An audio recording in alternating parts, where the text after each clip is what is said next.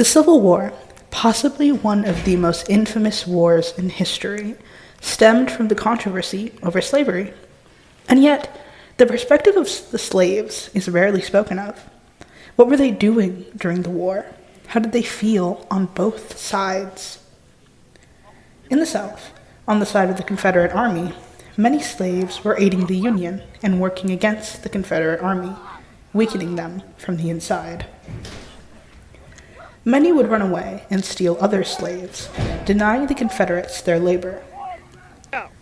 Since many slaves spent countless hours in the field, they knew the land very well and aided the Union in their sieges. However, there were some who were unable to do these acts, or outright refused to. Many slaves were used as nurses or were forced to build fortifications for the Confederates, and they kept their heads down for their safety. In the North, the freed Black Americans were joining the war front willingly as soldiers and nurses and laborers.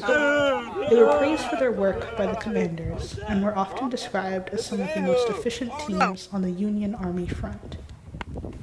The impact of slaves throughout the war is not frequently discussed in documentaries, but is crucial when discussing the Civil War and how the war ended. The Union Army won not only by their determination and strength, but also with the assistance of slaves both freed and on the Confederate side. The perspectives and roles of the people being fought over should not be overlooked. Without them, who knows how the war could have ended. Extremely intense. I feel so emotionally driven by the things I've done before that I think I've been changed as a person. My co-star here, David Dalgon, is very much supported because I need to be politically correct. Exactly. We could have truly expressed ourselves more if we did not have to deal with the restrictions of our society. I feel like working with this man, I feel like I could change